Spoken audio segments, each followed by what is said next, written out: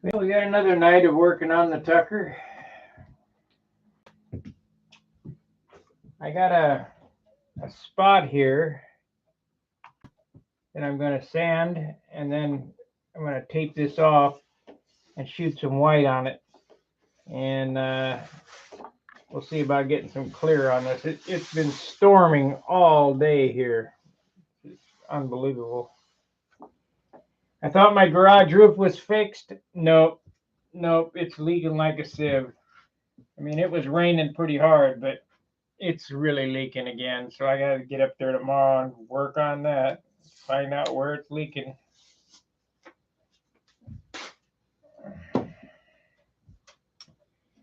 Okay, so we got one. I fixed the leading edge. We got one slight imperfection right here. I'm going to work on fixing that before I put any clear on it.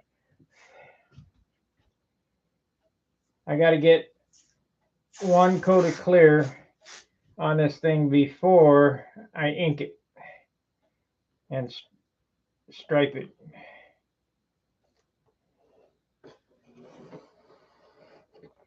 Now I'm putting this tape on this not as a paint barrier. Well, yes and no. More as a sanding barrier.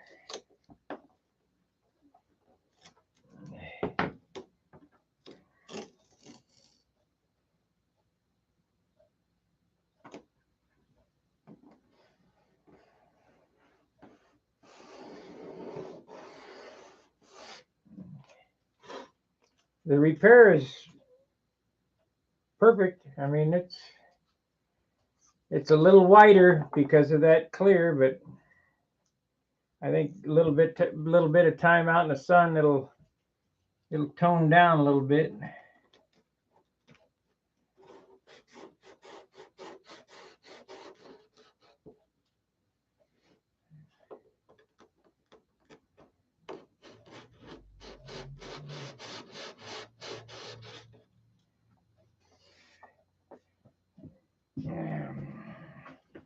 Didn't get the paper. You can't wrap the paper around the trailing edge, so it's kind of coming up here. So we'll just blend it in.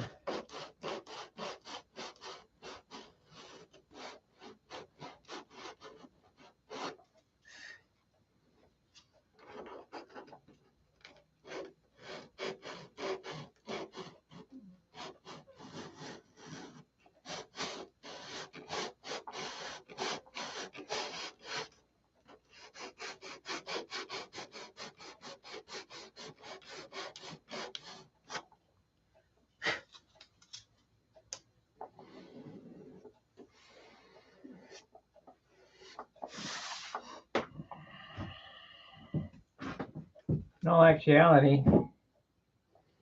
yeah, I'll go ahead and I'll shoot a little paint on it. Airbrush a little bit of paint on it.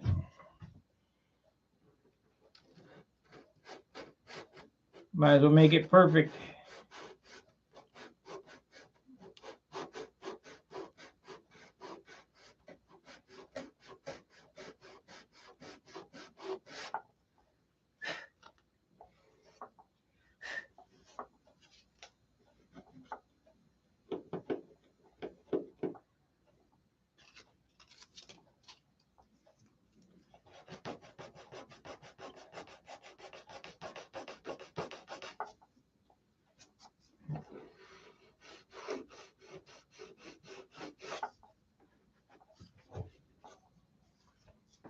This is 5,000 grit here. We're going to take that line off of there.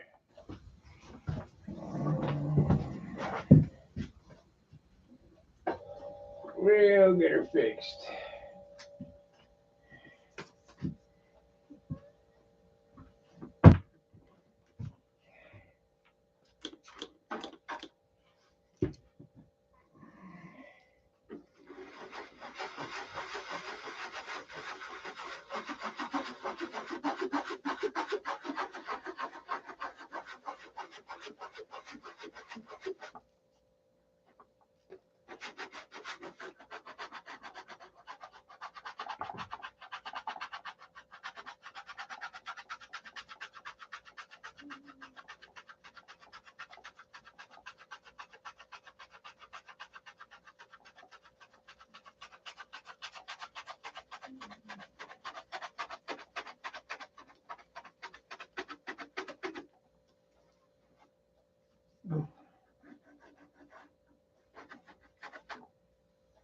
putting a little red up in there. I don't want to do that.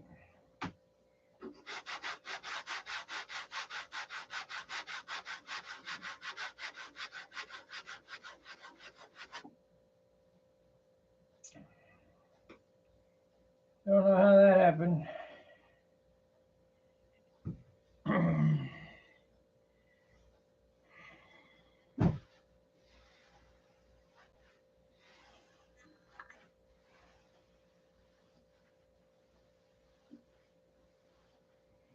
I'll get a little alcohol and see if we can't get that little red bit of red off.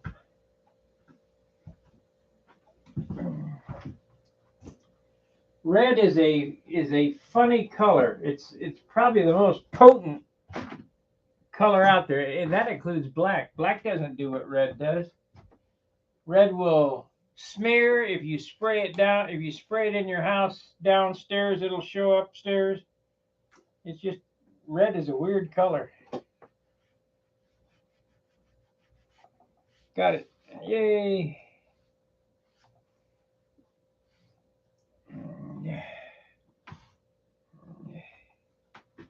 That way I don't have to repaint that. That's good.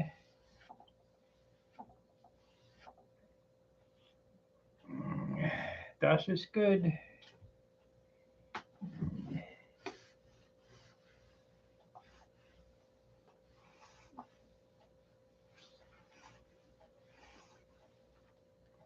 I got 70% isopropyl alcohol cleaning this off here. I scuffed it up with 5,000 on this area here. You can still feel it, but when I put the clear on it, I'll heat it up with some thinner, and it'll melt that line.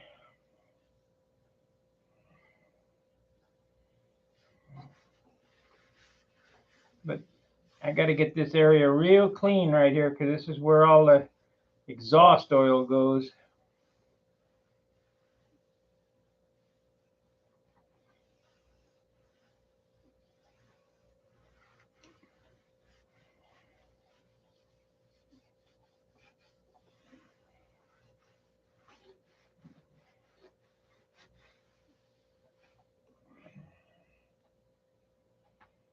Okay, so that's clean.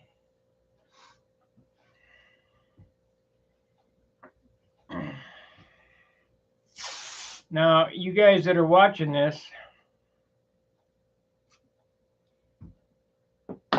this trick I'm going to show you here is worth the time watching.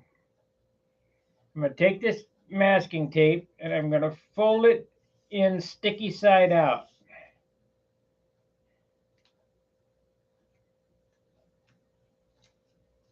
So it's folded like that. Sticky sides on the bottom here.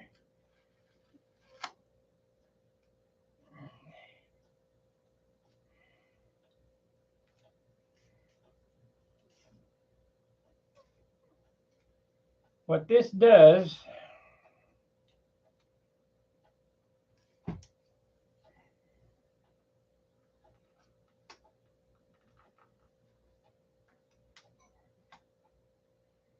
is it leaves a feathered line instead of a hard line.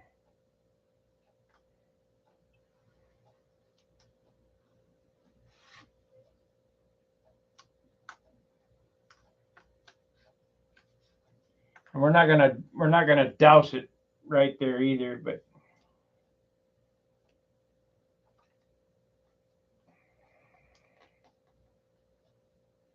so if you learn nothing else from this build, this trick right here is worth the watch of this.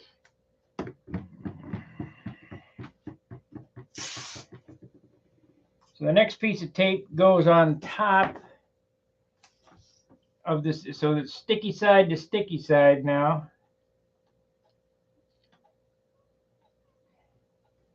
And we're going to seal off the fuselage.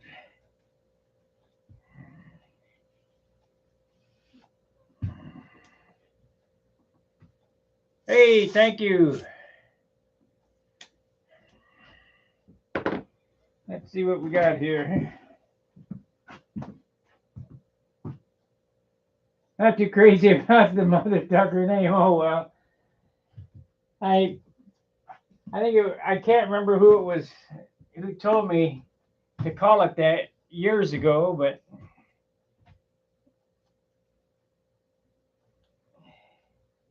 thank you very much for the super chat.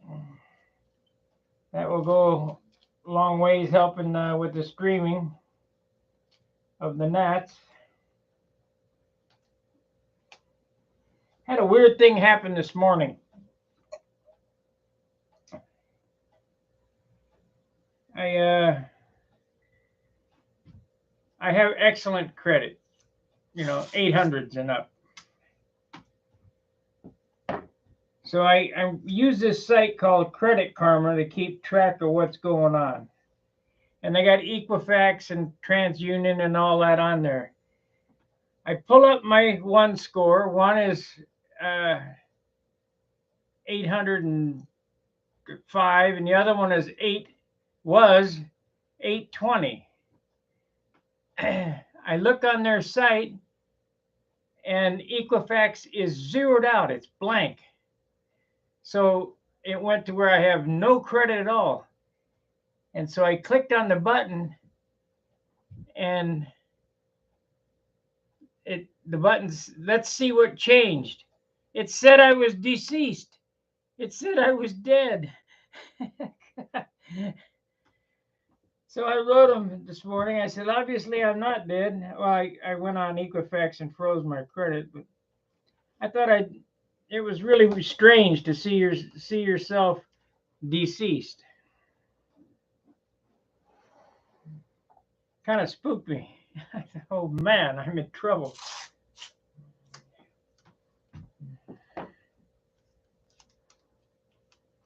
But they got it fixed. Some snot-nosed kid pushed the wrong button this morning, I guess.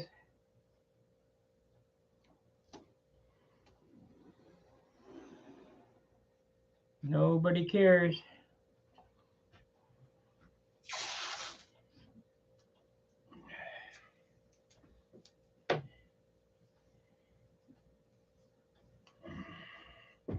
We got to still do some graphics up here. I looked on. I looked for a Tucker emblem from a Tucker car, and it's a shield like a Ferrari, and it's a crappy looking shield, so we're not going to do that. And I can't do a hood ornament like it had, with like a flying chief.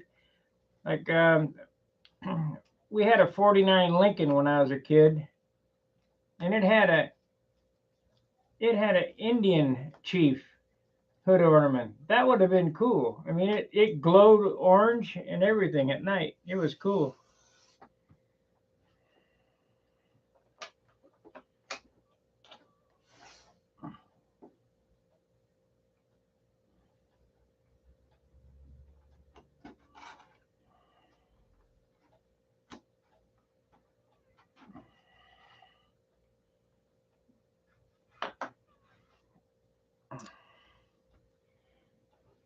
For you guys that are old enough, and for the younger guys that are, you'd have to be at least my age to remember this, but we had this a 49 Chevy panel my dad had for his paper route, and it had 6-volt lighting system on it. Man, them lights were dim. Ridiculous. It's like nothing at all, like a candle. I don't know why I thought of that. And I keep thinking all that weird stuff.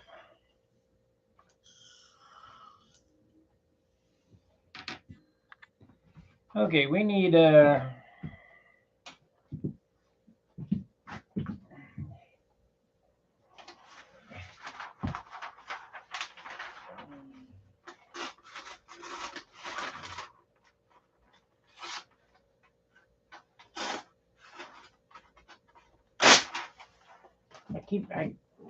For some reason, I thought about the Studebaker we had too.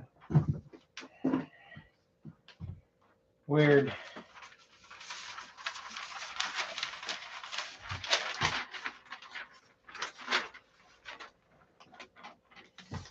I'll do a recap here on the repair for the guys that don't know what happened.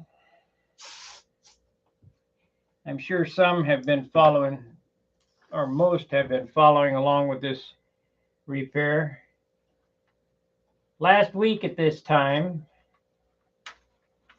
because this is the fifth day,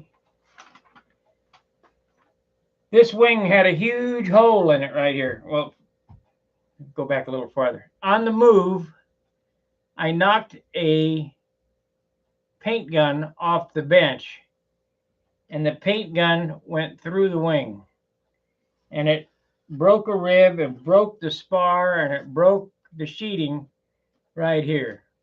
It put a good hole in it. So I peeled the paper back, and I peeled all this off, because you want a good repair. You don't want to just do the little spot. I got a foam cradle, and I counted out the ribs, and I cut a rib to fit in perfectly to where the old one was, and put a new cap strip on it. The spar, this is a C tube, so it has two 3/16 square spars, one on the top, one on the bottom. I cut a piece of 3/16 because the spar was broken. It was gone on the top here. I cut a piece of 3/16 to span between the two ribs at that broken spar that I had cut clean, and made it fit. So it made this section a D tube. So I glued it to the spar on the bottom and replaced the spar with a 3/16 piece of sheet between the two ribs. Then I peeled all the paper off. Then I recovered it, sanded the area so you get out the divots. Recovered it, and then shot DC 540 on these areas here to blend it in.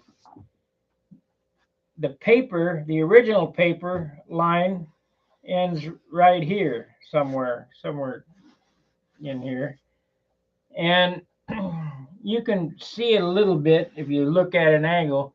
But once I get the clear on, because I'm going to tie it all together by clearing all the way up to this line right here, and then I will sand and rub this line out, because I'm going to shoot thinner on this to melt the two together. Some of the things I do, I got a lot of experience doing this. And some of the things I do, I would not recommend trying to get away with. I get away with things that a lot of people can't.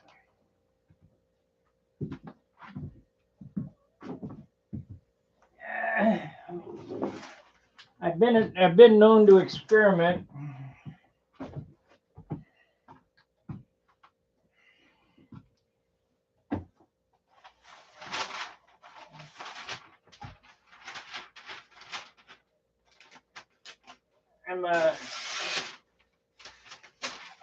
I'm not afraid of failure.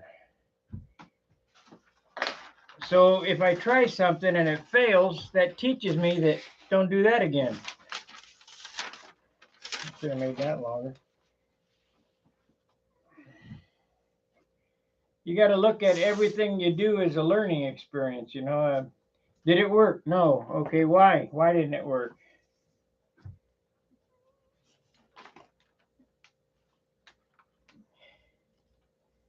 But all these methods I'm showing here have been tried and been successful for me in the past.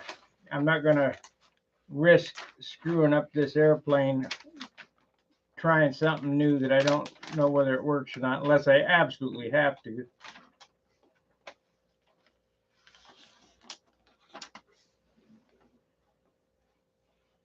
The biggest thing I can say on a repair, if this happens to you at the field, Do not let anybody con you into saying, well, we can repair it here. No, you can't.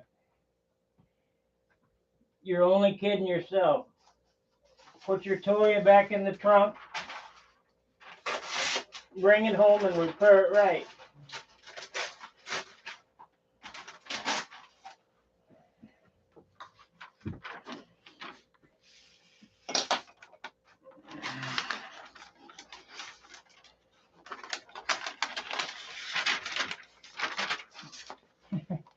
I used to tell the bikers, you broke your toy, go play with a new one.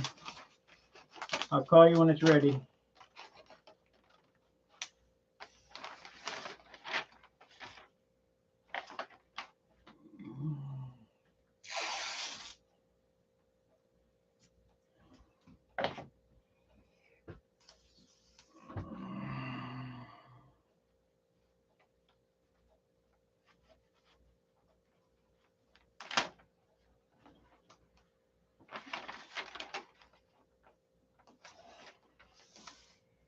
Man, I'm going to have to get me the Windfall Stunt History books.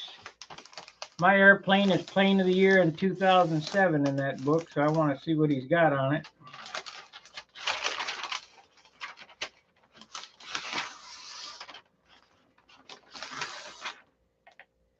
My Thunderbolt, the one that sat on the front row for 3 years in a row.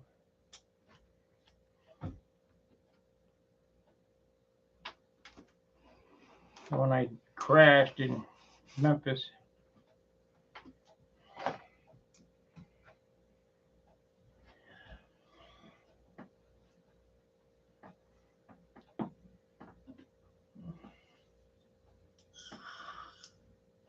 Eight and five is 13.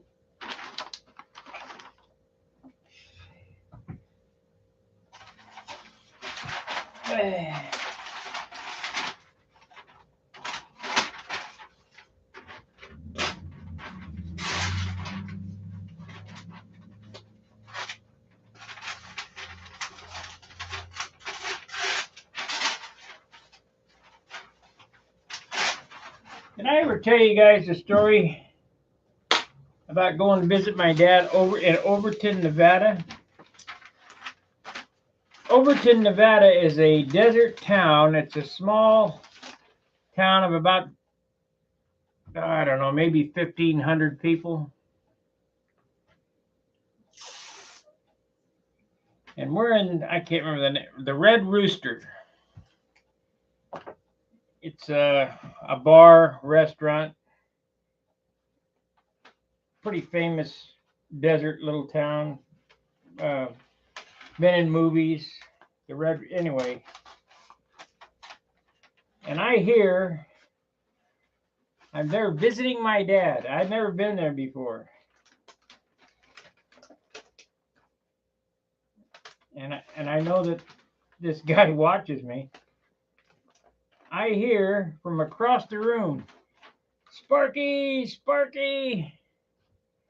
My dad said, what the hell's that? I said, I don't know. He said, who knows you here? I said, I have no clue. One of the guys that flies out of Vegas lived there in Overton and recognized me in that bar restaurant. It was unreal.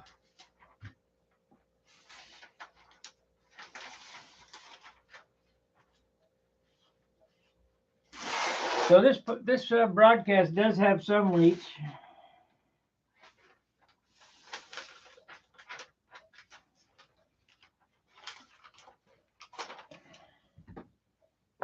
I know the guys in Brazil watch, and Argentina, they watch.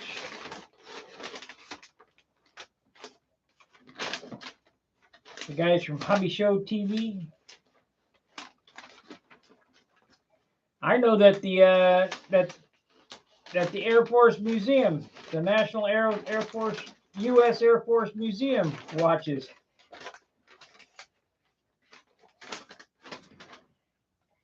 I was in there talking to one of their old guys about dope in an airplane. They had no idea about putting castor oil in dope.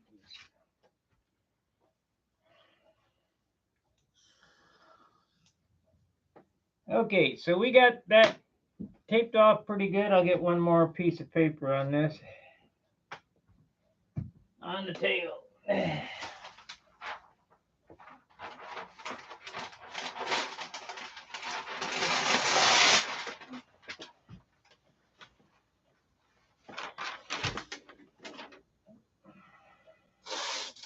You guys know why we put castor oil in dope?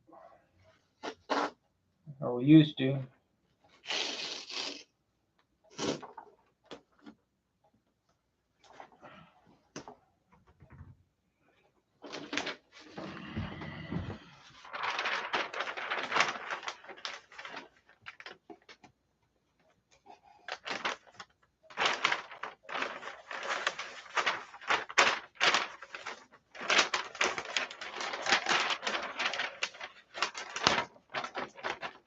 That's close enough. Okay. So I want to run a little bit of paint right there.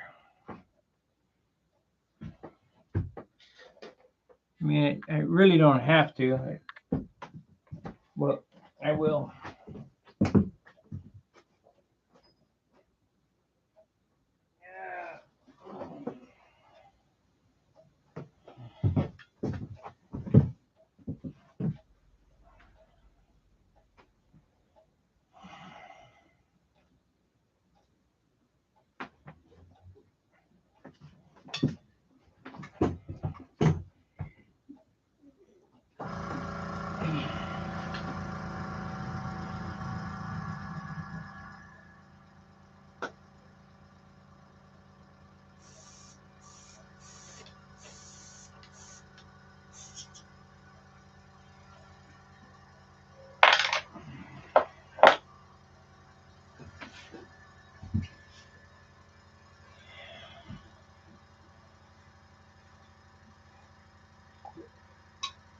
If you're going to fly model airplanes, you better know how to repair them.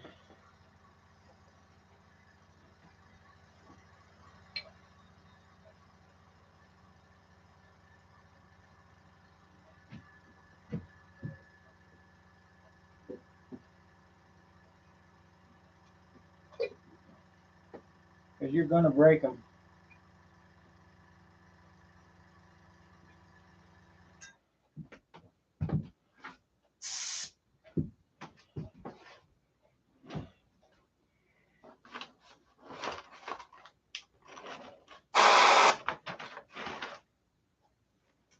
I don't like that. I don't like it at all.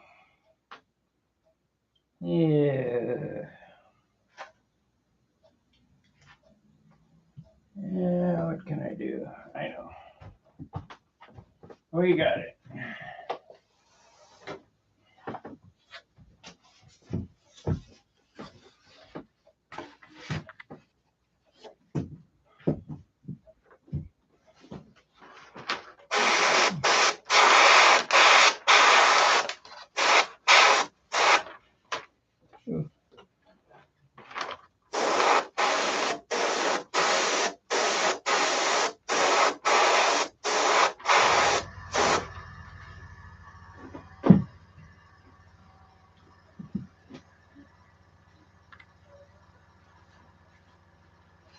That should be good enough.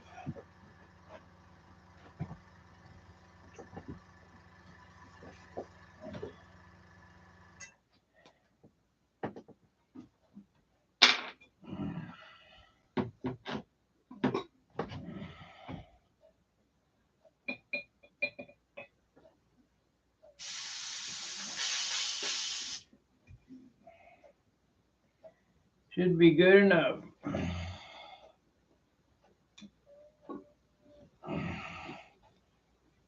Hopefully we didn't lose any air out of the air compressor. I really don't want to run that.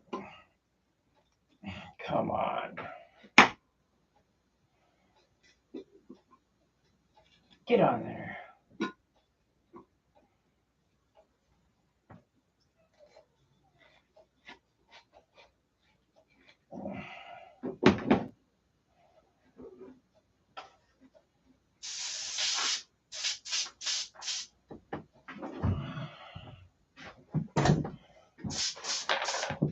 Do we have enough air?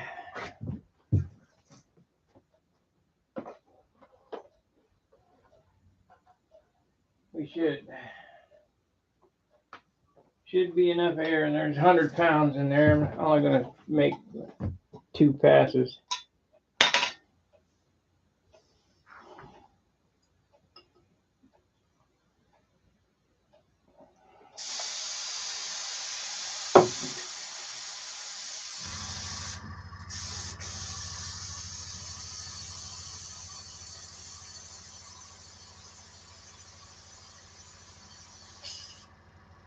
Got to clean the airbrush out.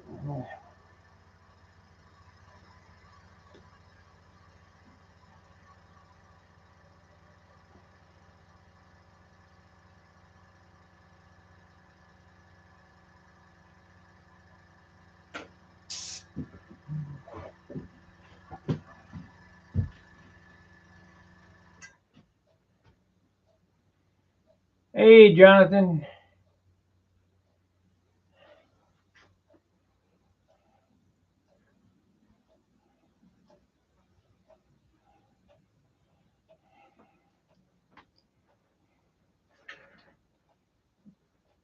Only rings I know are Ringmaster.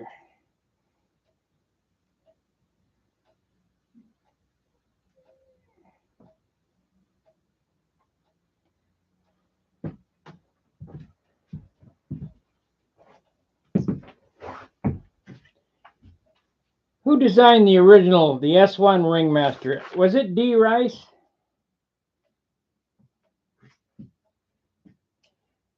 Ah, shit.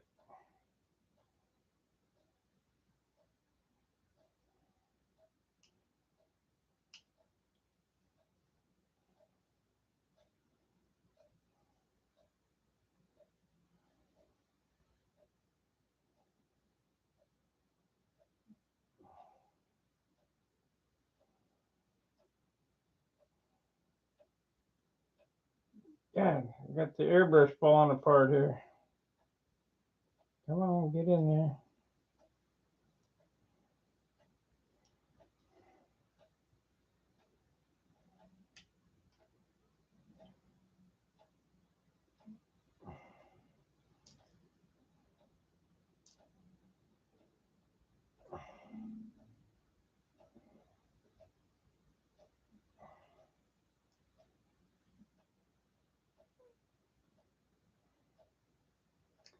More kids have had so much fun with Ringmasters. There it is. Better put that back in before I lose it, before it falls apart. Okay.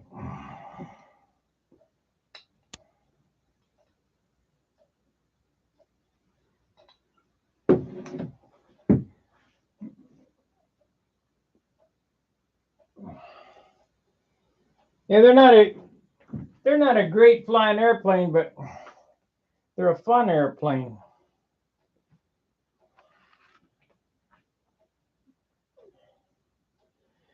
Thing I didn't like about them, there ain't enough room for a tank.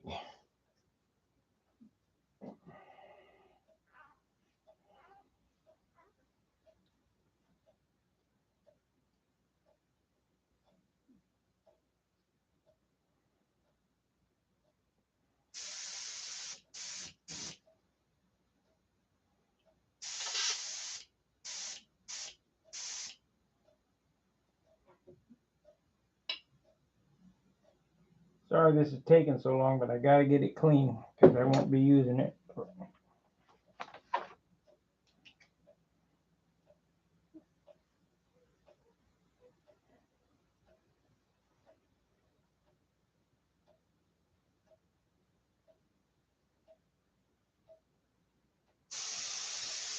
Well,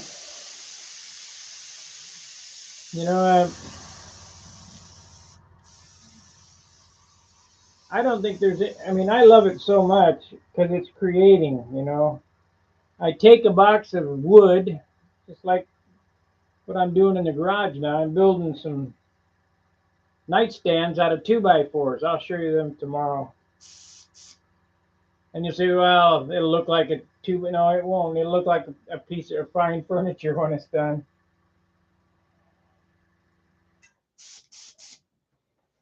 Okay, we got that cleaned out. Let's get the other paint gun. Get it set up for some clear.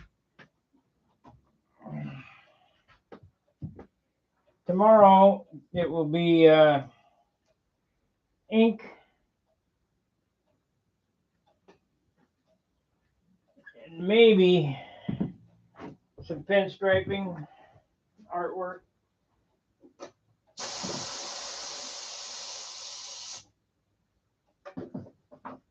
And then the following night will be clear again.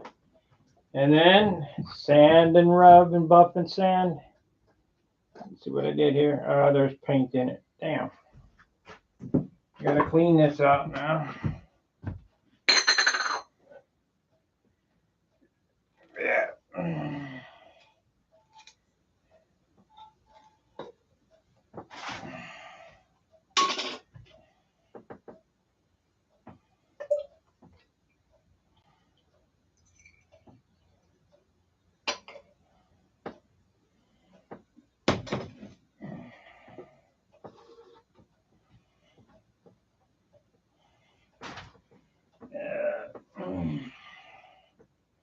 I should have got some crap thinner today.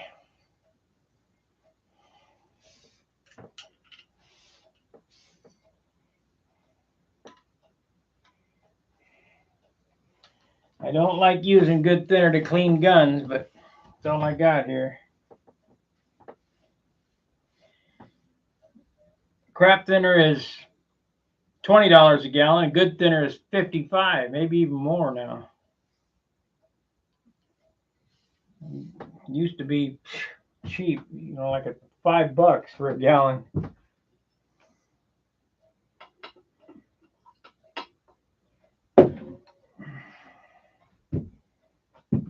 Yeah, man.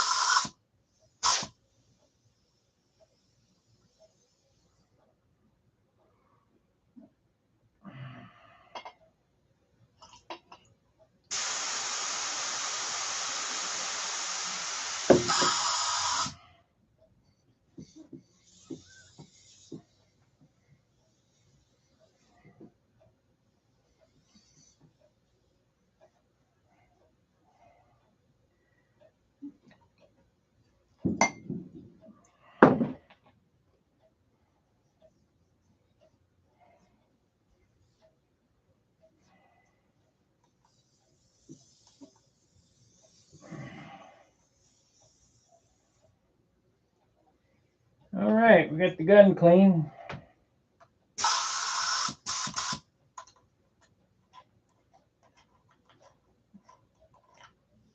Gotta make sure to get all that white paint out of there. At least it's not black, but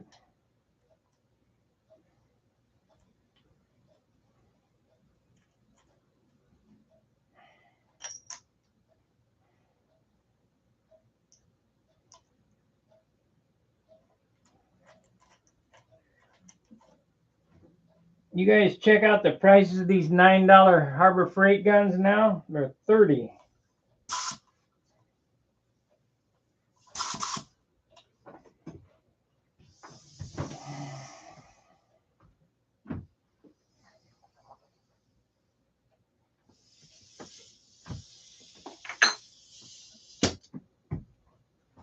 Don't lose my hair.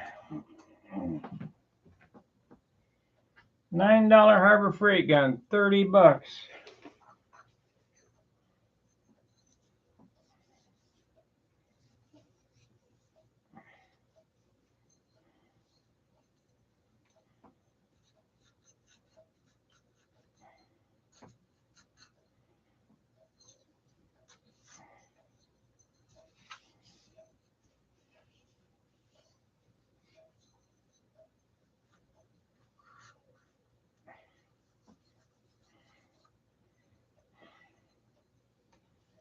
Okay. Fill it up with clear and shoot a coat on.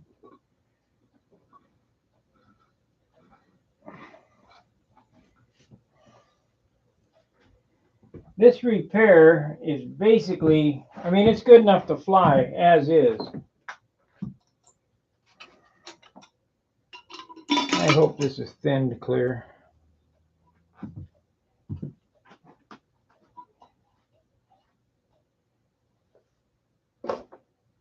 It says, that's base, 50-50, yep.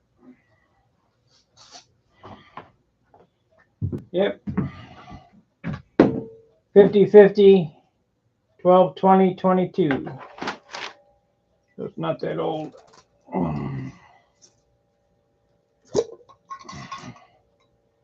Not that old in the grand scheme of things.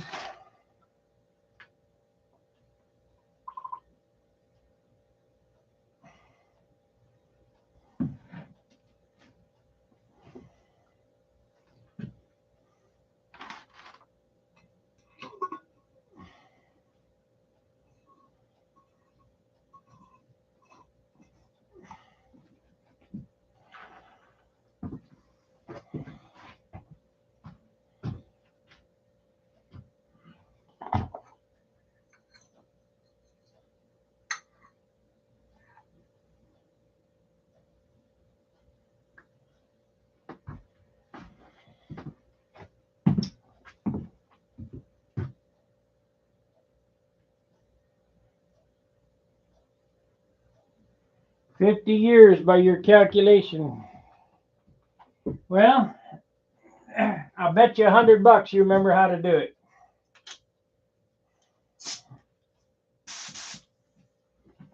Okay, let's let it rip.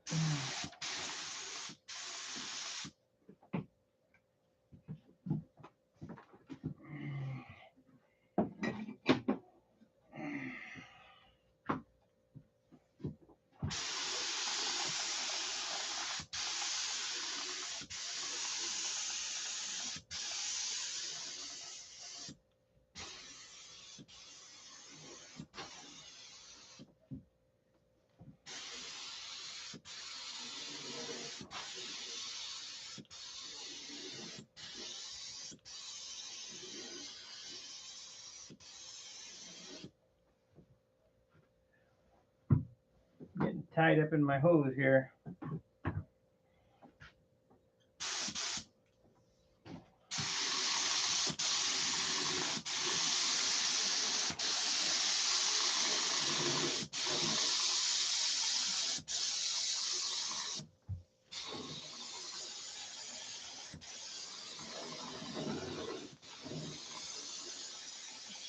I don't know if this was a good idea or not, because it's raining outside, but the air conditioner's on, so it should be okay.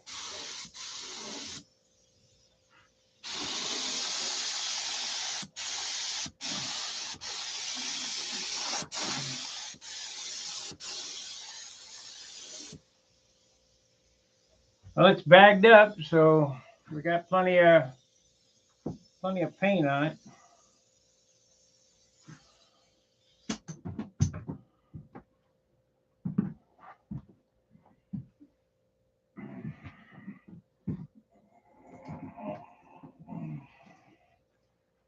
I just need to get some clear on it to seal it. Of course, I do have some retarder too.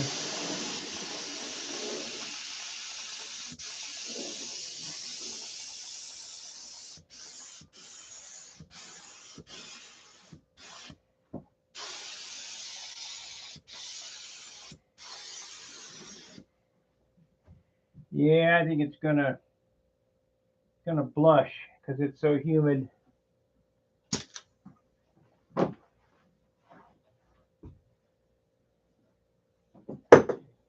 Well, I try. Might have to give it another coat. If it looks like it's gonna blush up, I'm gonna have to add some retarder to this. It's pretty humid.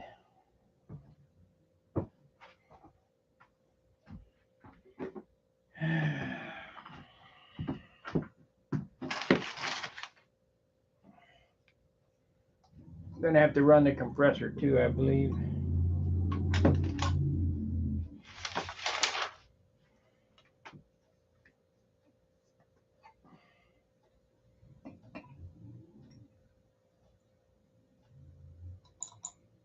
So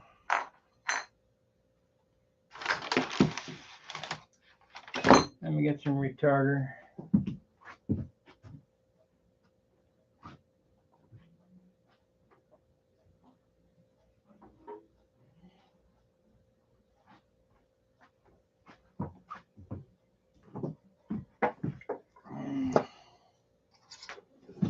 This is retarder.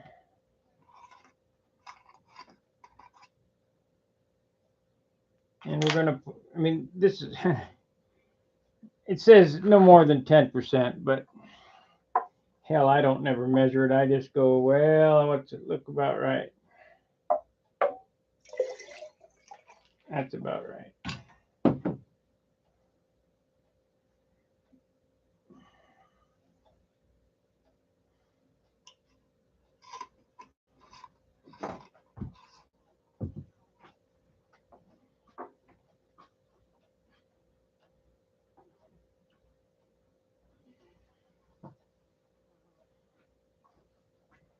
That'll help blend that line in too.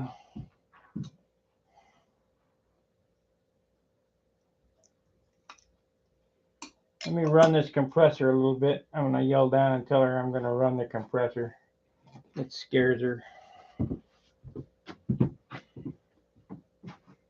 I'm going to run the compressor just a little bit. It won't be on long.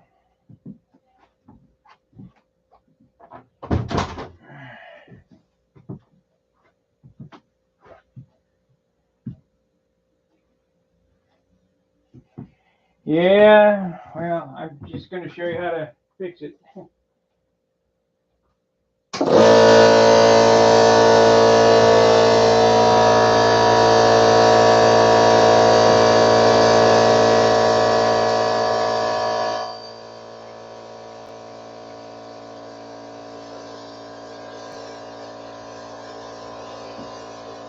I probably could have got away with just leaving it as is, because this is just a sealer coat so that I can ink it. But I want to get a nice gloss coat on it. You got the air conditioner running. It is raining outside.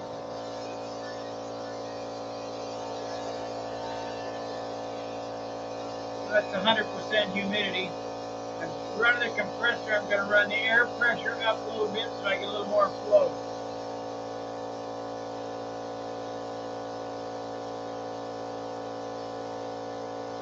But I didn't get a good coat on it because this is all bagged up.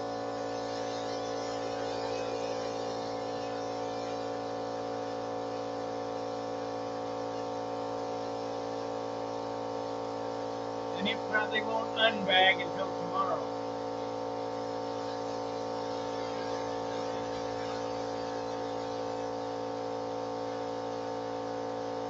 Shouldn't run too long. It had 100 pounds in it.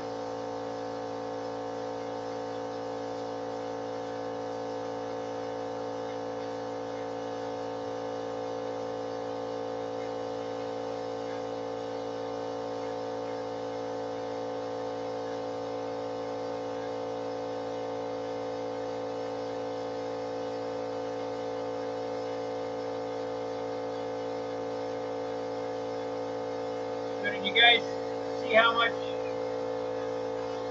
retarder I put in it? It started out there and I fill it up to there with retarder. So it's pretty hot.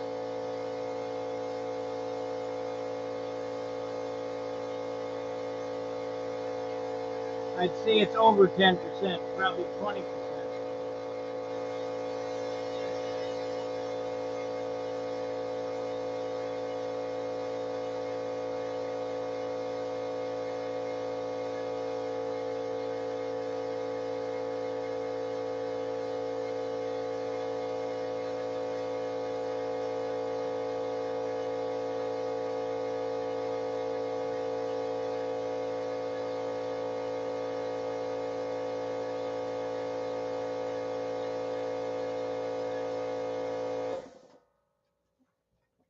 Well, that's it. That's all the compressor I need.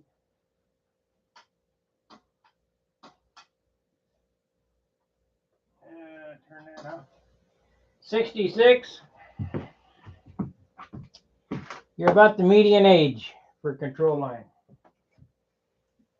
Yeah, most guys who do this are 65 and up.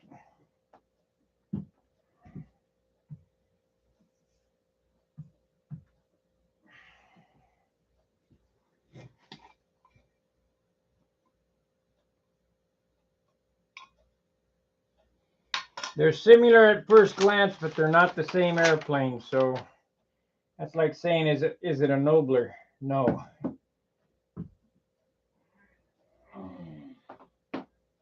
Only thing that makes them similar is the beam wing. Detroit wing airfoil is different, root and tip cord different.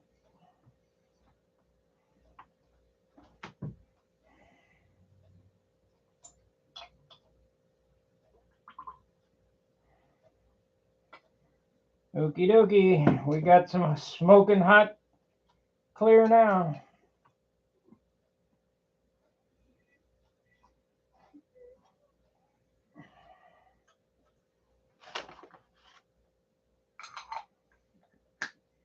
We got plenty of air pressure. So let's get a good coat on this.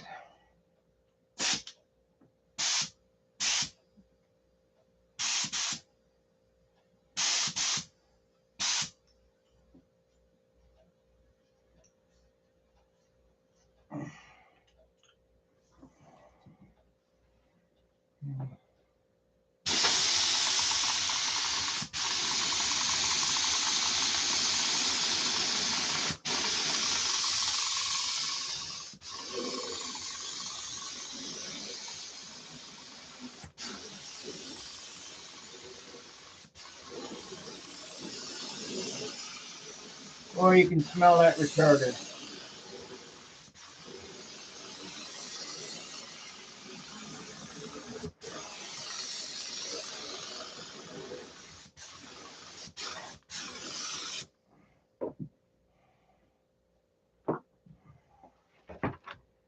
That helped a lot.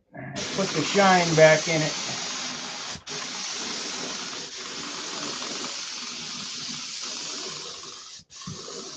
Get a windy coat on this baby.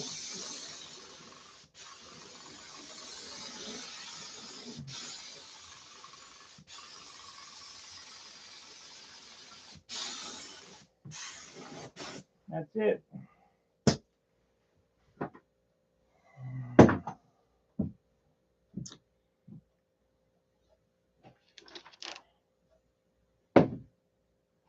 Got a nice shine on it. It's all bagged up, meaning when this dries, because I sanded that with 5,000 grit sandpaper, and I've got plenty of retarder. This is a hot mix. That should all melt together. You shouldn't be able to feel that. All this should, I had already carded that. It should melt together. Hopefully it doesn't run everything, but now if you use ink and you use a mix this hot, it'll melt the ink.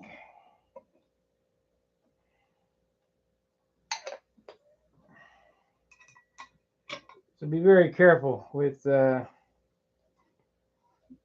using blending agent, retarder, rejuvenator, overthinned.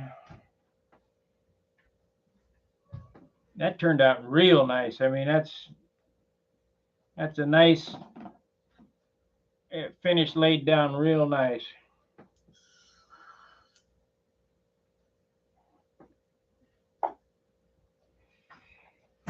I gotta get a little thinner and run through this gun.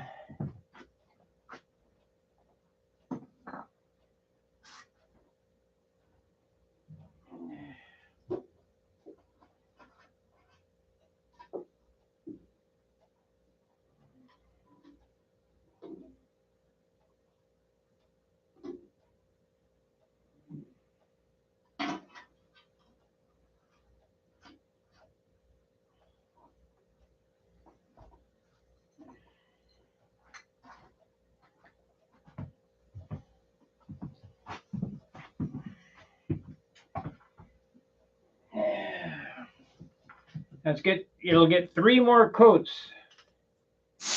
of clear.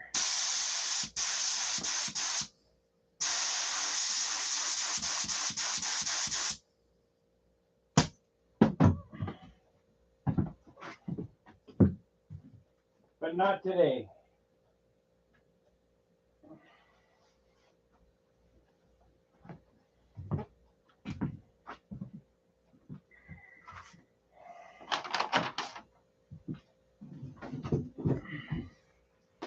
In all actuality, that white, after putting the clear on it, blended out just like the other stuff, so we're in good shape.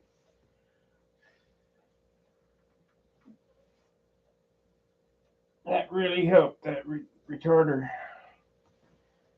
Really helped. Well, we're 57 minutes in. I think I'll go another half hour if you guys want to listen to me ramble. We'll get to see the results of what it looks like.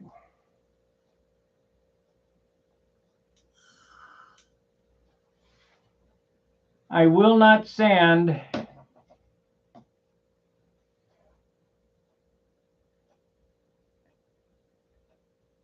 I will not sand between this coat and the next coats of clear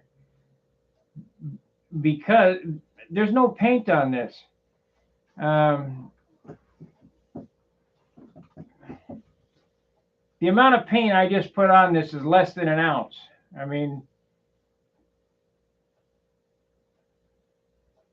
I didn't use 1 full cup. You know, that's 2 ounces in that cup, and I used half of it. So I used an ounce of clear on this. I used very little white. There, you know, maybe an ounce of white. So we're not adding any weight, and there's not any big, thick coverage. So there's nothing to sand. So what I'll do is I'll ink it up from here. We're going to ink it. I'm going to put some more artwork on this thing, on the Tucker, you know, some red outline or something. I just wanted to get it sealed because white is a real funky color. It gets dirty real quick if you touch it. You know, I was buku in the roof, you know, tonight, and if you touch it, it'll rub off, and if you don't have clear on it, it's not protected, it'll be a mess. So we'll ink it. I'll shoot it. I'll dust a coat, 1 coat on for the ink. Then I'll do the trim, and I'll dust another coat of clear on, let it set, and then do another coat, and I should be able to sand and buff it from there.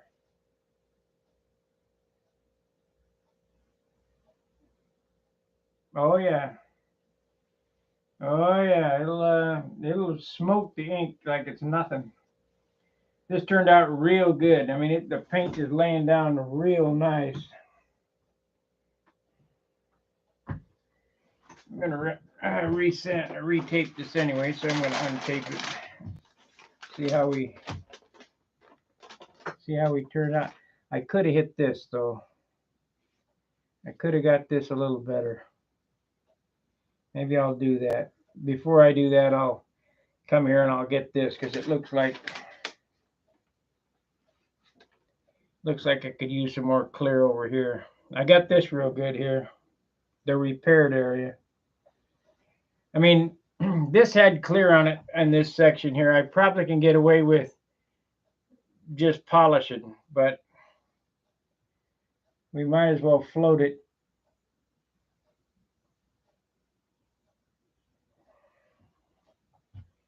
I don't know.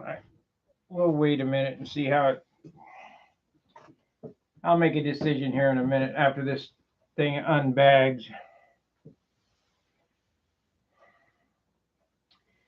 I don't want to force dry it because what that does is trap the moisture.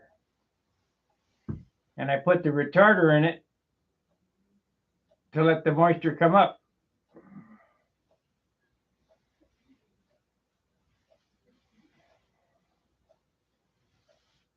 This ain't no bad Chad paint job. You better know what you're doing.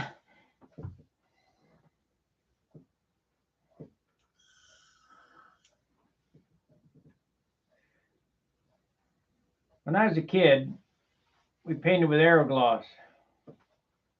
And that particular paint has a lot of xylene in it. And it dries, it's super hot, and it dries. I think it has MEK in it too.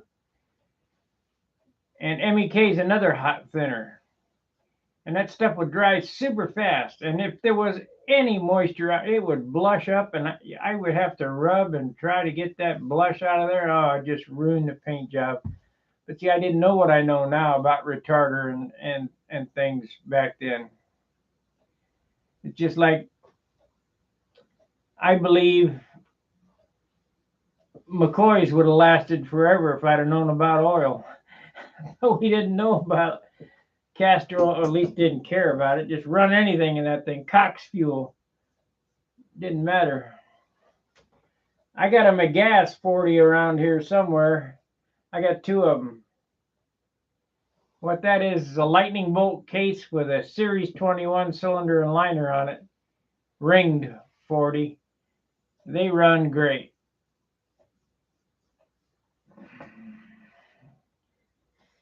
That Series 21 case, what a piece of, man, that was garbage.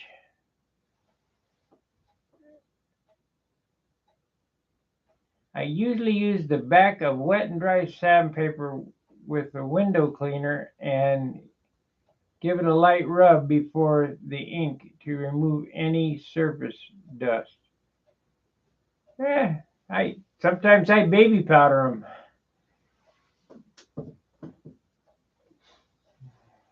Put baby powder on it, and the ink will go right on it, and then you blow the baby powder off and shoot the clear on it, and the clear melts the baby powder.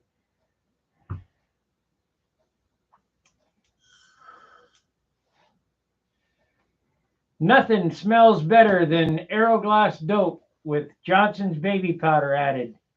It's heavy, but boy, it smells good when you sand it. It smells really good. It has a smell all its own. It's just like around here somewhere I got a bottle of Ambroid. I'll crack open, but that bottle of Ambroid's got to be 40 years old or better, just to get that smell of the hobby shop. And to be honest with you, when I was younger, I never really liked Ambroid. I used testers. They had two colors, testers yellow and testers green. And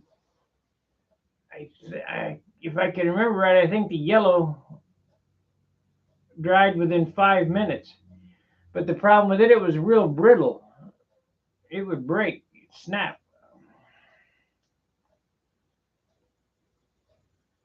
Well, the wrinkles are starting to come out of it.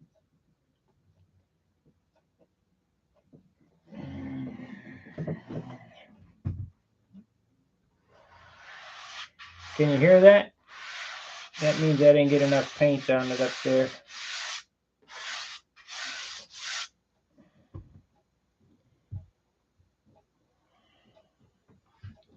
Yeah, what the hell? Let's hit it one more time. Another coat. Because this looks real good up here, this repair. You can't tell shit. So, I gotta dump this out.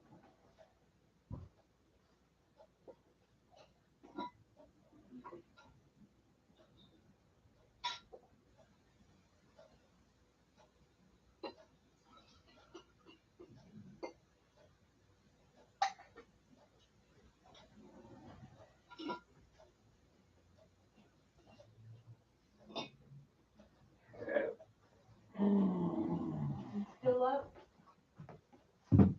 Hold on, guys. Okay, I'll shut up. You're on the air. I'm sorry. You had to put a sign over the door. Leave me alone. Okay, so I'm kind of rushing it along, but I want to get this done. We'll go one more coat and call it a night because I missed that spot in the center. We got 24 minutes yet to to kill.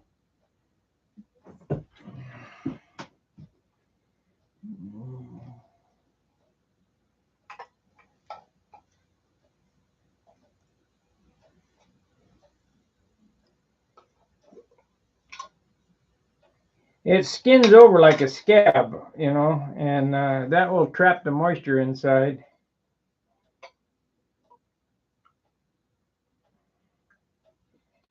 Okay, I'm going to show you how much paint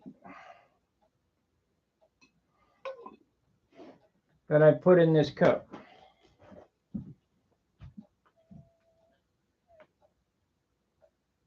I mean, that's way down here. There's not much going on this.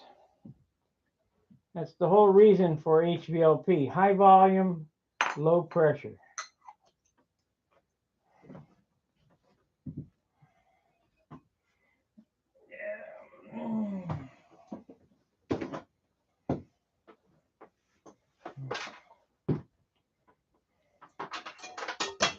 Come on.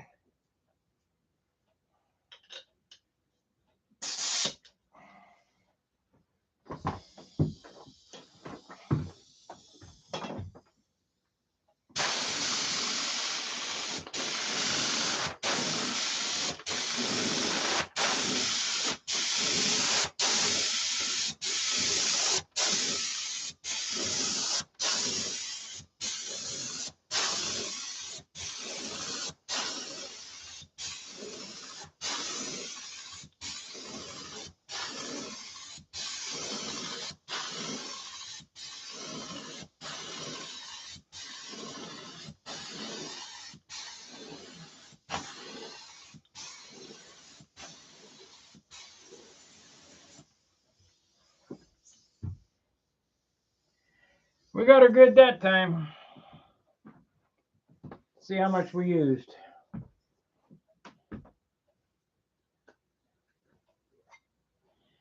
See? Not much. That's what you want. You want a nice coat, no paint. You're going to keep your airplane light. Hey, Charles.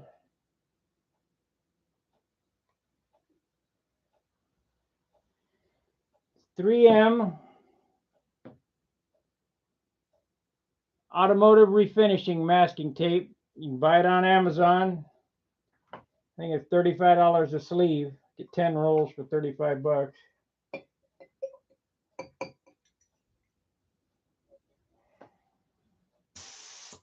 I need to get an Amazon affiliate link. You know, I plug all these products. 3M, you know, Acro Green, the 3M sandpapers, the 3M shit. 3M ought to pay me.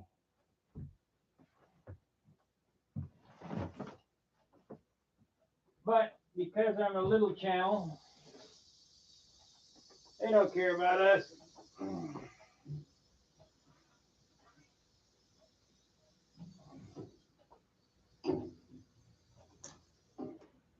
Damn.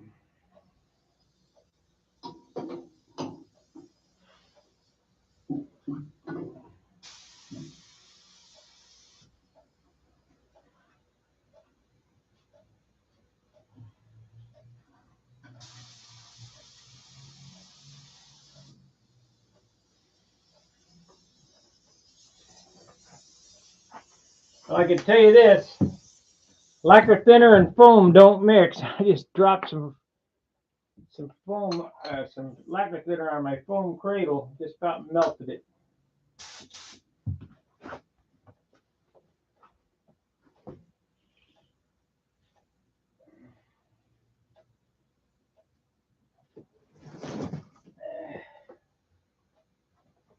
Fortunately, it's the top, so it don't matter.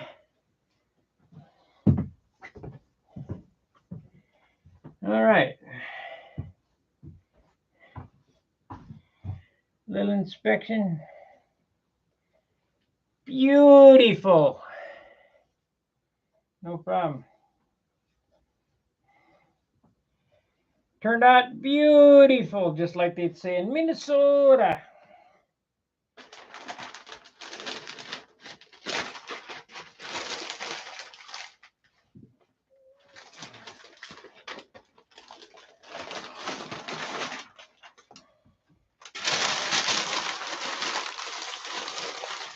Yeah, here's some good advice to you guys. Charles asked me about this yellow tape. You might as well use body shop stuff. They know what they're doing. You know, it's high dollar, but you only do it once. You don't have to, you know, you don't have to cry later on when it doesn't work. Very similar.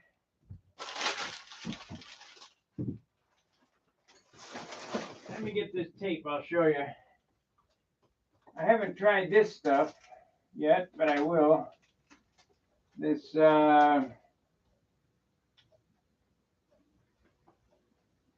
don't know, some type of 3M style tape.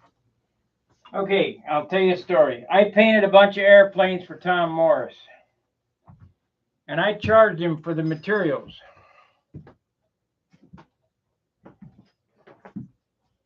And 3M fine line is about $20 a roll, and he just about had a conniption. He told me to get this stuff, Great Plains 1/8" Easy Mask. This is $4 a roll. This is crap. I got 10 rolls, figuring, you know, 40 bucks. You know, that's 2 rolls of blue fine line. This is crap. Do not use this. I probably should just throw it out.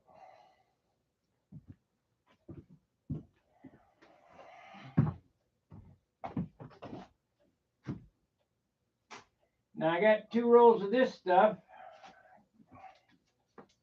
I'm not sure where it came from. This is high quality wishy rice paper that's flexible and leaves no adhesive residue behind. It's a different kind of fine line tape. I don't remember where it came from. I'm going to try it, but I haven't tried it yet.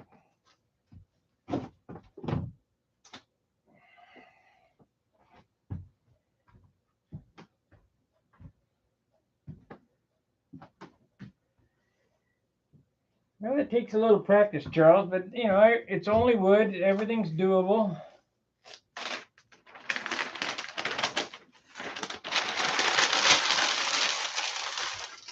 This right here was the tip of the day. How to blend that and not have a hard line. When it's dry completely and I go to buff this out, you know, you will not be able to tell where I stopped that line. And with as much thinner and retarders that I had into this paint, this line here shouldn't be able to feel it once it's dried, sanded, and buffed. So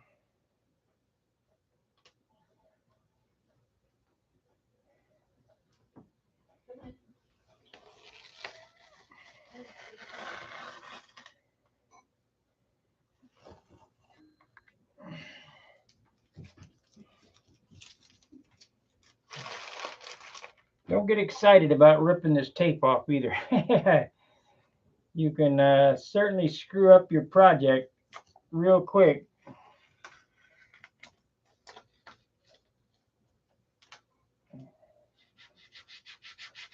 Yeah, that'll be gone. You never see it.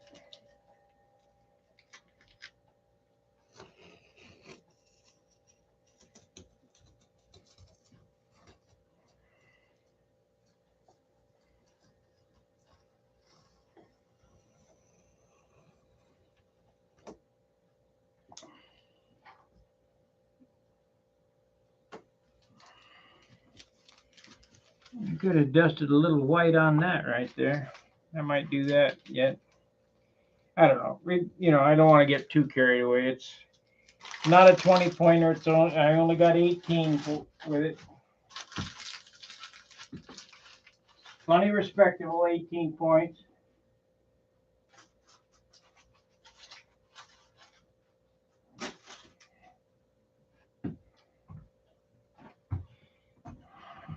So that's basically it. I mean, if you guys want to see me do the rest, not tonight, but I'll continue this repair and show you how it comes out.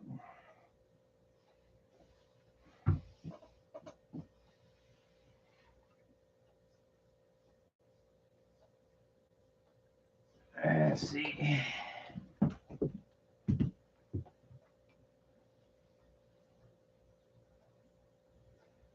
Yeah, sometimes.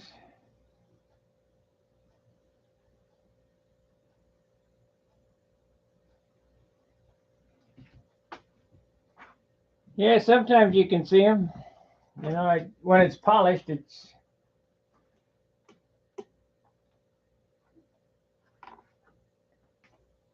You can see the tubes right here. You can't see this because it's in the wing yet because it's not polished out, but there's plenty of clear on there, or there will be. There's going to be 3 more coats of clear on it.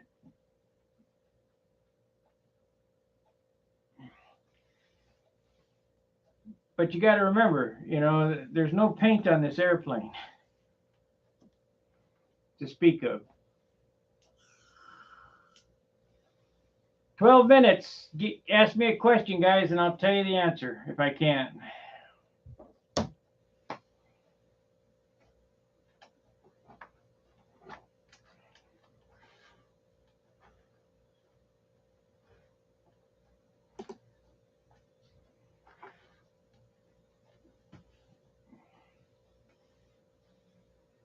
I changed out the muffler already.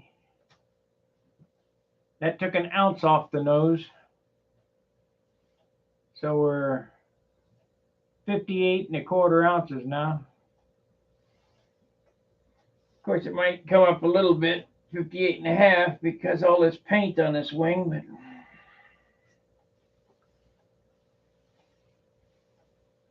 but I wish it was 55.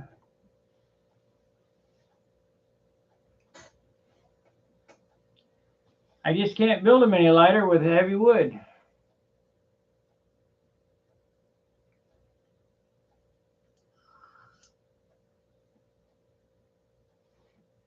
Well, I'll do you one better than that. I'll show you a package.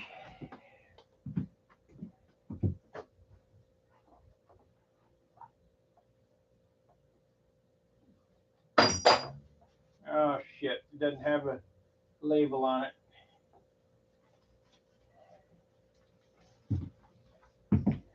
Torn the label off. It's Brodak Light Silk Span. You can do a hot mix 2 ways, extra thinner, or I used retarder tonight.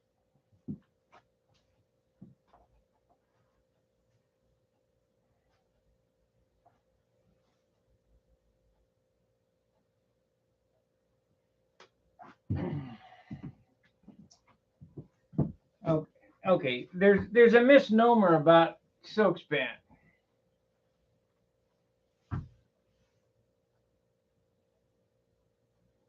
Silk span is only the vehicle to hold the paint. So if you use GM or heavyweight silk span, GM is gas model, that's the heaviest they make, it takes a lot of dope to fill it. If you use free flight, double aught, triple aught, or lightweight silk span, it takes less dope to fill, but it's just as strong because you do not get your strength from the paper. It comes from the dope. Dope is it's a glue, and it's a plastic. You put it on and it becomes a plastic. So all the paper's there for is to hold the plastic on while it dries. So the more if you got GM silk span, the more silk span you got, the more dope you got on it to bring it to the top to get it to turn into plastic. So that's why Japanese tissue is so nice, because it doesn't, Japanese tissue, the dope doesn't penetrate it, it lays on top. In 3 coats of 50/50 clear, you're ready to paint Japanese tissue. I mean, it's shiny, it's slicker than snot. Yes, and everybody's got their own ideas of things. I'm not knocking anybody or whatever, but like Bob Hunt, they and all them guys, they want to use 2/10 carbon fiber veil. It offers zero strength with dope. Zero. It's the weakest. We did a test. It's the weakest of all the coverings. And it takes the most dope to fill because it's weave. I mean, so you put it on and sand it off. It's more like putting primer on. Do not, in my opinion, use 2/10 veil. I got into it. I did it several times. It hardens up the wood, but so does dope and Japanese tissue. Japanese tissue was second in the test. The first in the test was the GM silk span for the strength. We didn't weigh them, but it was the first in strength because it was the thickest. The second was Japanese tissue. The third was triple aught silk span, this stuff right here. And the last place was 2/10 carbon veil. Do not use that shit. I mean, I got it here. It just takes so much paint to fill. But everybody wants to talk about, ooh, my airplane's carbon. It's high tech. It's shit. It's crap. So, do what you want. Take it from me. We've got a test on this channel on a Saturday at John's. We did a test, and it was last place as far as strength goes. We 3 coats on each piece, and I kind of figured it would be because there's no.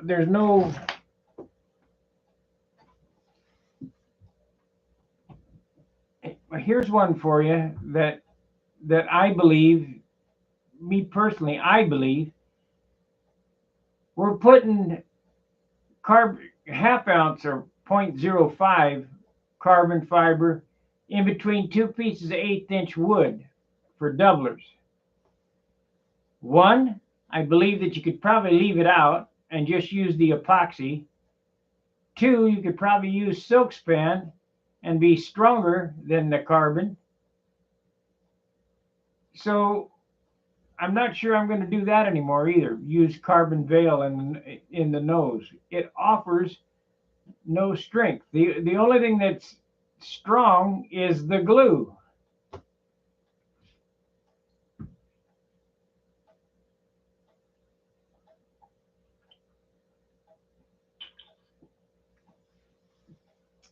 If you really wanted to be slick and really wanted to make your nose really strong,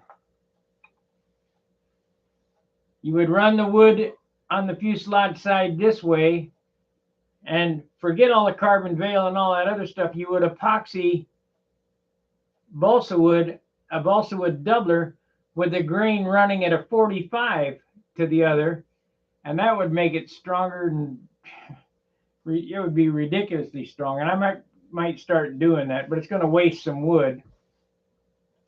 Run the grain crossways and leave out that carbon veil. And you could probably leave out the epoxy and just use white glue, or not white glue, but tight bond.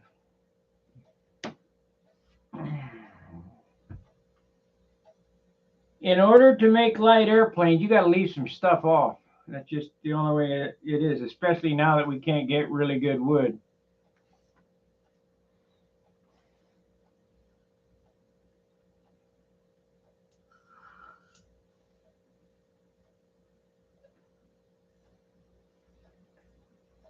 Now, okay, we're talking finish, and we're talking glass, and we're talking different mode and materials. This nose is fiberglass on the outside. It's 1/2 ounce e-glass, and it's not for strength. It's Z-epoxy and e-glass on the outside. It's for durability, because this is where you handle the airplane. This feels like a bowling ball up here, and it's just as strong as a bowling ball. Everything's locked up. Because you're always handling this, I want some strength up here. I could probably leave that out, because Hey Jack, when he was alive, he goes, well, why are you doing that? I just tissue that. And I guess you could do that if you didn't, manhandle the nose. But you got so many people helping you that, you don't know what they're going to do with your airplane. I just try to build in some strength, because I don't know who I'm playing with. When John and I fly together, I know I can hand him my airplane and not worry about it coming back dinged up and crushed. But some people, you go out and say, well, hold my airplane while I go, start it or whatever. They crush it.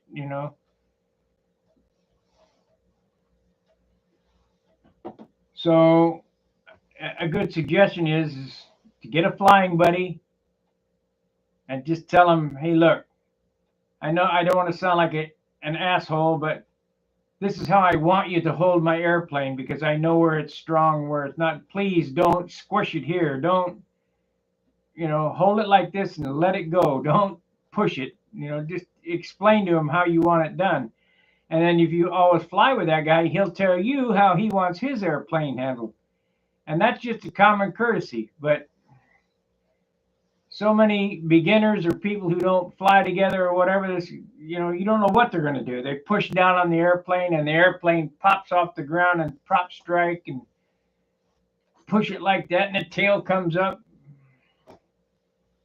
I don't know. You figure that these guys, all these guys are 65 and up. They don't know what the hell they're doing. No doubt. Well, I had I had a wing in Huntersville that Jerry Hopp, before he died, put his thumb through my leading edge. My airplanes are built to fly, not to crash. So there's not a lot of wood in them, and there's not a lot of strength in them. So you can't grip down like vice grips on it. You just hold it. You don't you just squish it. And the wind came up, and I guess he squished it and put his thumb right through my leading. And I was getting ready to take off for a flight. Beam wings are the worst. Now I remember, and I'm guilty. I remember one year at the Nats. Now I can't remember his name. He's on Hangouts all the time. Doc Holliday. I asked to look at his beam wing airplane, and I accidentally put my finger through it at the root. I poked the silk span. I mean, shit happens, but I didn't do it on purpose. I felt bad. What are you going to do, though? Now, an instance like that with an I-beam, you can get away with putting a piece of clear tape on it, but do not try to do a field repair. Just put a piece of clear tape on it and go fly. And then when you come home, you rip the tape off and fix it right.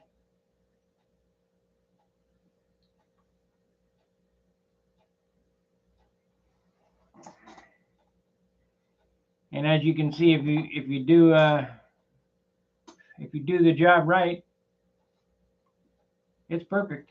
I mean, I told you won't be able to tell if this was repaired. The only way you know is that you saw me do it.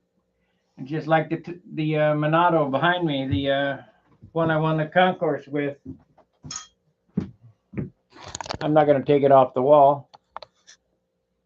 But the very first flight of this thing, I rolled over a stick, and a stick went right through the wing on the bottom side, tore that whole underside out, and I repaired it just like this. Just, what are you going to do?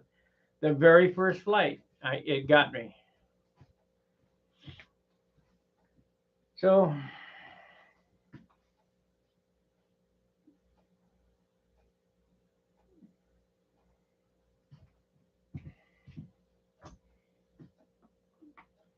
I was going to let Charles fly that one the year that he came up. It was either that one, or the Junar. I figured he'd get more out of the Junar, so I let him fly that.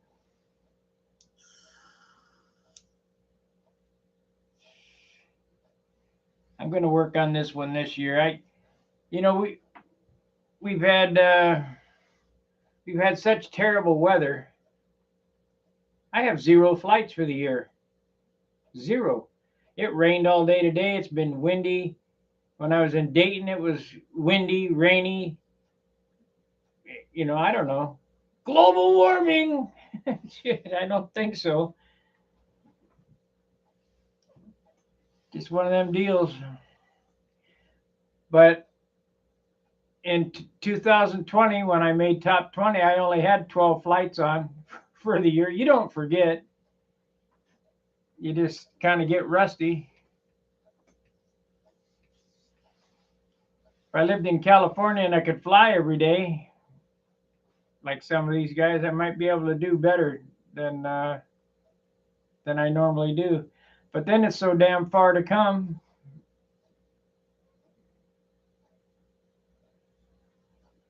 I don't have a favorite.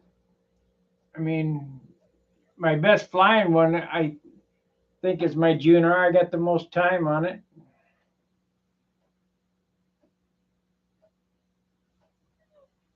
But this is a Junar, and the Aegis is a Junar. It's Junar in name only. This story is just like Warridge and the Aptrix. Jerry Worth designed the Aptrix. They look identical to a USA 1, but it's different numbers. That's exactly what I did with the Junar. I used his name and his lines, or his impression of the Junar, and I did it myself. My numbers, my wing,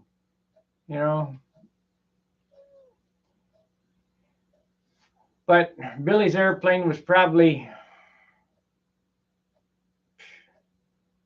mine when it was originally finished, I think, was 55 or 56 ounces, and his was probably 54.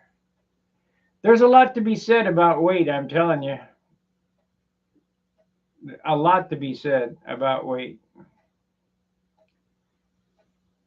This one here is 58 ounces now, I think. Of course, like I say, we added some. I took that honking sinker off the nose, that big muffler.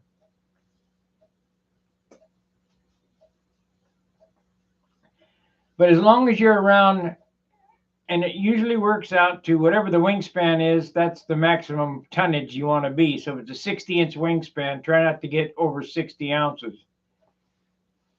But that's a scaling effect. You don't want to fly a 70-inch wingspan airplane, because I got one that's 66 ounces over the 66-inch wingspan that's 56 ounces. But the wingspan is so much, hard to get in the car. I mean, it's just huge. And the scaling effect, you spread all that weight away from the center of gravity, it just does weird shit. The wing in that airplane is a Thunderbolt wing, so it's Geobolt or whatever. That was a mistake. I wanted to do that because I was building Thunderbolts at the time. So that Supermarine is basically a Thunderbolt with a different dress. I mean, streamlined because it doesn't have that big snout on it. But that's a Thunderbolt wing, a Thunderbolt numbers, and a Thunderbolt tail, and it flies okay. But it ain't one of my favorites. That's why it's been hanging on the wall since about 2005. I'd have to look back and see what year I flew that at the Nats. That's Bob Whiteley. That's the one that Bob Whiteley said, oh, you need to tape the hinges.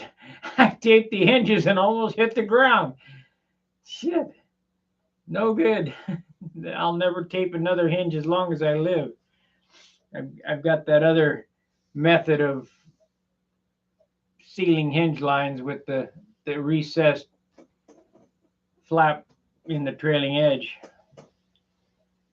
Same with the elevators. Like this one is recessed into the trailing edge. Same with this one. I mean, they're all I've been doing that now for the last 15 years, recessing at least the stabilizer and elevators in the trailing edge. And I've got several models with the flaps recessed in the trailing edge of the wing too. And that seals the flap hinge line without having to like goober tape on there. We ain't putting no rat turds on the wings. All that vortex generator shit, that's BS. It's kind of like them guys that make that Rube Goldberg control horn and bell crank, exponential flaps and all. That's BS. Just make it simple. Make it light.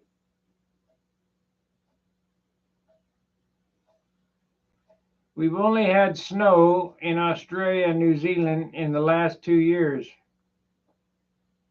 Well, let me give a little climate lesson. 5th grade climate lesson. Without CO2, there is no oxygen. So these guys that are saying CO2 is a pollutant are full of it, because plants need CO2 to create oxygen. And without CO2, there is no oxygen. Now, as far as the weather patterns go, there's been several magnetic shifts in Earth's history. Well, the poles are shifting right now. Our Earth is not rotating straight around in space. It's wobbling. It's slowing down. So, I mean, it's taken millions and millions of years, but in our lifetime, it won't mean a damn thing. It may not mean a damn thing in the next 10,000 years. But the Earth is slowing down and it's rocking back and forth, so the weather patterns are changing. The only way you can control the weather is if you can control the sun. All the cow farts in the world that you want to cork off and hydrocarbon, baloney. You turn the sun off, then it'll cool down. Global warming, 1/10 of 1 degree in 100 years, you wouldn't be able to tell. So it's nonsense. And it's not me.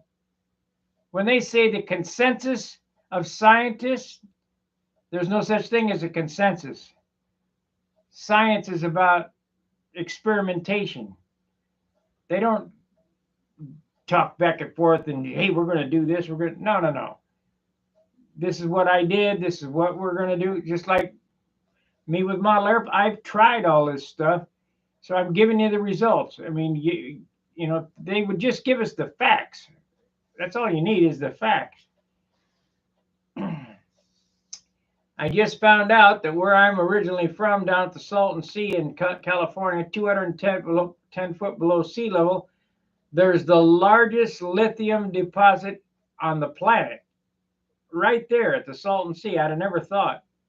I know the Imperial Valley is very rich in mineral, but I didn't think lithium. Of course, I didn't know. So now they're going to want to make all these lithium batteries out of all that stuff. Well, that's great. What are they going to do with it when the batteries go dead? It's going to be like nuclear waste. They're not thinking. The cheapest, cleanest, most environmentally effective mode of power is geothermal. That's where they drill a hole down into the ground, and they drill an adjacent hole at a different angle, and they pump water down there to the mantle of the earth, and it heats it up. Steam comes out and comes out the other side, and they turn a turbine, and poof, they got electricity for the cost of nothing. You know, there's no nuclear waste to get rid of, but these guys are not thinking, you know. But if they do away with cars, here again, control line guys. Why don't we have any control line engines? Because control line guys are inherently cheap. The manufacturer's not going to make something they can't sell. So if they sell 5 motors to control line guys, it's not worth tooling up to make 500,000 of them. But that's why when the RC guy goes in, give me 10 of those $100 servos. You know, they can make those. But when control line guy, $40 for a motor, oh, that's too much money. Well, that's why you don't got nothing. So if they do that same thing with gasoline, they say, well, we want to go to electric cars. Okay, great. Hey, do you think airplanes are going to run on electricity? No, I don't think so. Battery operated airplane? Yeah, you'll get an oddball airplane. I think there's probably one flying around now, solar powered airplane. That's one airplane, and it's very inefficient. I mean, the most efficient power is fossil fuel. So if the oil company can't sell any fuel, they're not going to make any fuel. So if they do away with cars, they're not going to make any diesel to fly airplanes with or to pull. And there's another thing. When that electric car runs out of battery, they send out the diesel tow truck to pick them up. Without that diesel tow truck, you ain't getting home. So this is a pipe dream, what's going on. It's just a way to control us, and it's nonsense. It is a stone pipe dream. So keep your eyes peeled. Always pay close attention to reality. Electric cars are great, but they ain't free. You know, everybody says, well, they don't cost anything to charge. Yeah, well, you'll wait around 45 minutes. And look, there's a couple of YouTube videos on that. I pulled into the quick charge station and waited 45 minutes. They charged me $25, and I got a half hour run time out of the car. Whew. And then when something goes wrong, how much do you think that battery cost in that car? You might as well throw the car out and get a new one.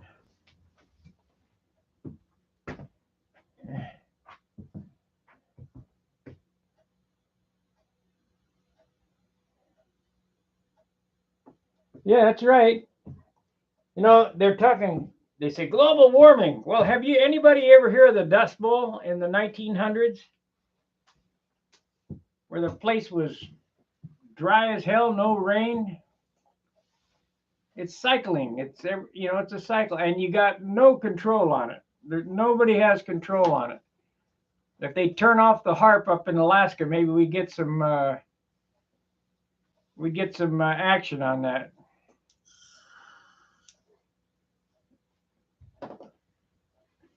And if you don't think weather modification is a thing, do some research on it. The National Weather Service is doing some stuff. I wish some whistleblowers would come forward and knock it up. And one more thing. Does everybody know that fluoride is a rat poison used by the Nazis? Why do they put fluoride in our water? They used to say it's for your teeth. Nonsense. It offers no benefit. None. Doesn't kill bacteria. I don't even know who makes it. Probably Monsanto. but it offers nothing. Why are they putting it in there? To kill us.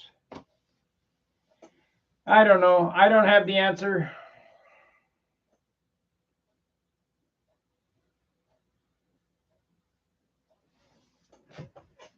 Let's see here what it says. Dims your mental acuity. Yeah, probably so. If you look at some of these kids, they're vegetables. What year was the country formed? 1978. Watch Mark Dice. He does a dice on the street. He asks these college kids some of the easiest questions. They have no clue. No, when was Vietnam? You know, what was Vietnam? Or when was World War II? What? You got to watch him. He's just funny. And his Brian Stelter imitations are absolutely hilarious. These, yeah, it's unreal. Well, I'll probably get myself in trouble, so I better quit talking about this. We gotta censor ourselves here. Can't say what you mean and mean what you say. Big Brother's watching. You know, I can't remember who said it. It says, when truth, how did it go? When truth becomes a, damn, it's right on the tip of my tongue. I'll have to research. I need to put, my tagline is finish starts with the first piece of wood cut. Well, it might have been,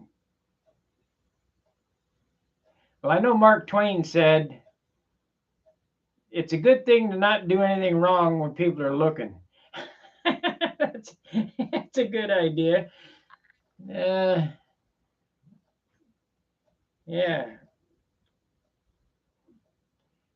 Well, I probably rattled on too much for you. It gets me frustrated though, what's going on.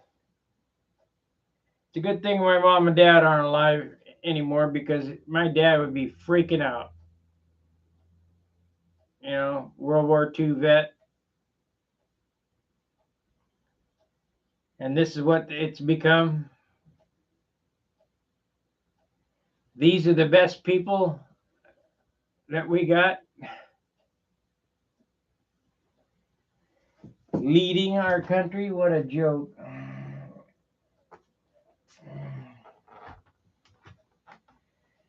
The wing is still bagged up pretty good.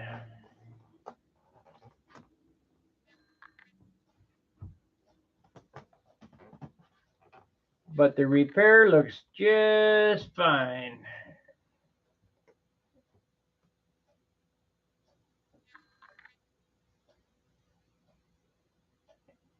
See how it's bagged up? When it tightens up, I get it polished out.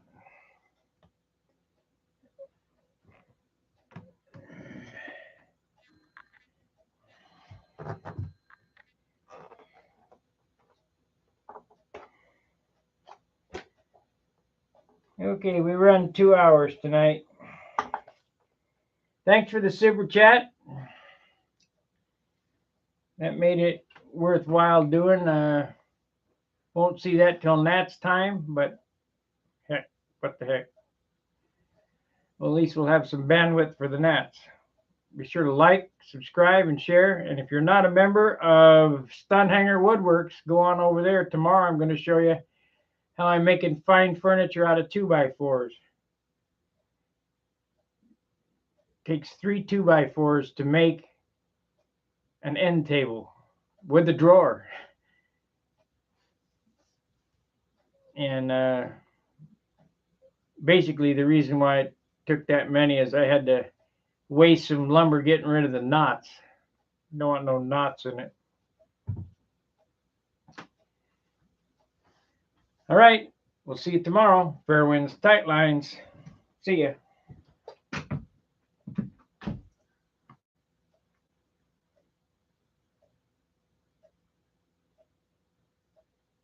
You're welcome.